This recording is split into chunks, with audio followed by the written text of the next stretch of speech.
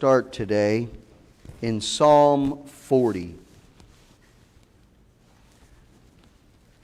This is going to be a very personal, somewhat transparent message, because I want to bring a theme that has really been close to my life all throughout my Christian experience.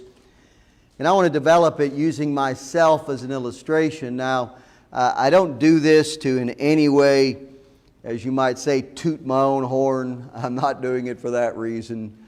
I hope you know me well enough for that. But I'm just going to use myself, but I'm going to put this theme back on to you. I'm going to use myself as the primary example of this theme today I want to develop, but I want to have you think about how you would approach this same idea. We're going to see it in David's writing of the 40th Psalm by just reading the first 3 verses. So follow along as I'm reading this aloud. David writes, "I waited patiently for the Lord, and He inclined unto me, and heard my cry. He brought me up also out of an horrible pit, out of the miry clay, and set my foot upon a rock, and established my goings. He hath put a new song in my mouth, even praise unto our God. Many shall see it and fear, and shall trust in the Lord." Now, in this psalm, as we begin into the theme I think David brings out for us, in the first 2 verses, David is going into his past. He begins by looking back at a time when he was so desperate that he cried unto the Lord. He said he waited patiently, and the Lord inclined unto him and heard his cry. And then he tells us what God did in hearing his prayer, his cry. "He brought me up also out of an horrible pit, out of the miry clay, and set my foot upon a rock, and established my goings." Now all that's past tense. What God had brought David through. To where in the present tense, he says in verse 3, "And He hath put a new song in my mouth, even praise unto our God. And many shall see it and fear, and shall trust in the Lord." What I want to talk to you about today is a question that I have asked myself many, many times. And that is this question: what would my life be like now if I had never come to Christ? What would my life be like now if I had never come to Christ? This is a question that I want every one of us in this room who are saved Christian people, if you've had a born-again experience, you know the Lord, it does us all well to look back and think about what God has brought us through. This is something that is a common occurrence with many of the writers and characters of Scripture. My human hero of the New Testament, as you know if you've been in our church and heard me preach enough, is the Apostle Paul. And Paul did this so many times in his writing. Let me give you a couple of examples. In Galatians 1 and 13, here's Paul writing about his past. He says, "For ye have heard of my conversation." The old King James uses conversation, means manner of life, my lifestyle. "In time past, in the Jews or Jewish religion, how that beyond measure I persecuted the church of God and wasted it." I'll tell you, Paul never got over what God had saved him from. And this is the point I want to make in the message and trying to focus it in your own life. We could never and should never and must never forget all that God saved us from. Paul says it again in 1 Timothy 1:13. Here's him speaking of himself in an autobiographical sense. He says, "Who was before himself a blasphemer and a persecutor and injurious," or insulting to the Christian faith, "but I obtained mercy because I did it ignorantly in unbelief. Well, I want us to think about this question. Here's the title of the message. You see it behind me now. I could be. Now, I know what I am, and I rejoice in that. And we'll end the message by getting to the present. But I want to reminisce. I want to reflect back. And I want you to be thinking, as you hear my story, and most of you have heard it, but I want to go into maybe some more detail on it, about what I could be right now. If I had not come to the Lord, where would my life be today? First of all, I could be deformed. Deformed. What do I mean by that? Well, most of you know, I've told you my story. I was born with severe bilateral club feet. My feet were turning completely backwards, and I went through a series of some 14 operations through the Shriners Crippled Children's Hospitals till I was 18. They only take you till you're 18 to correct that. Now, I was just saying recently to our kids, we were talking about our past. I was reminiscing about my childhood and telling them about if it wasn't for the fact that God had a purpose in how this all worked out. I didn't know the Lord. I wouldn't become a Christian until 20 years old. But God had a way of working.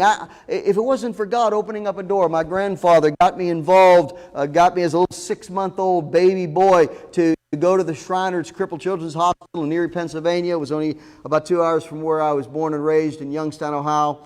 And through that connection my grandfather had, didn't spend a penny, totally free care for 18 years of my life. My family, my dad would have never been able to afford it, my grandparents. But all those operations, all that health care, I think about if it wasn't for God. I mean, I'm not saying that there's not times when other children have been deformed, and I can't answer all the whys of that. And I know there's kids born every day with birth defects. I'm just giving you my story. If I could very well be deformed, and then I think about not only the birth defect that I was born with, but I think about how many times that I've avoided terrible accidents or injuries. I think all of us could probably say, if we've been alive long enough, that God has kept us from some things. And I've just had time after time, man, I could literally be deformed. I could literally just be handicapped through some injury that could have happened.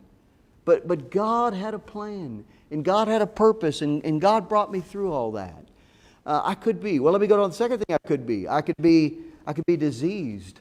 I could be diseased. Now, again, don't misunderstand how I'm approaching this. There's a lot of people with diseases, good Christians who come down with diagnosis of certain disease. I'm using myself here as an example.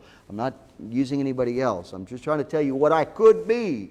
And I'm talking mainly here about the diseases that come from lifestyle choices. Not everybody gets a disease because of lifestyle choices. That's true, but some do. And I could have. Many of you have heard my own testimony. I give out my testimony track quite a bit to people that I meet. I lived such a selfish and wicked life prior to coming to the Lord that I think about the fact that I could have easily gotten some disease from something I was doing. It would have been unheard of. In fact, it happens many, many times to people. Why didn't that happen to me? I could be that. I could be diseased. I could, of course, been debilitated by such a disease, paralyzed. I think about the story of Joni Eareckson Tada. Many of you know Joni, and the story of her diving into that lake as a 19-year-old young woman and hitting a culvert pipe underneath the surface she didn't know was there, and became a paraplegic the rest of her life. She's in her, I think, probably 70s now or so. I could be that. What's to say, why did God allow that to happen to her and not to me? I don't know. I could be that. See? Remember David, he says, he brought me up also out of a horrible pit, out of the miry clay. Well, thirdly, I could be drug addicted. I could be drug addicted. Well, I was heavily involved in drugs before coming to the Lord at age 20. And when I think about drug addicts, I've worked around them, I've been around them, I've been in jail ministry and benevolent ministry and talked to people I know who are either on drugs or had been heavily influenced by drugs already. And man, I could be there. I could very well be. Here I am, 61 years old. If I had never came to the Lord, think of this. I could be easily a drug addict. I could be one who's strung out on drugs. Have you ever met somebody like that?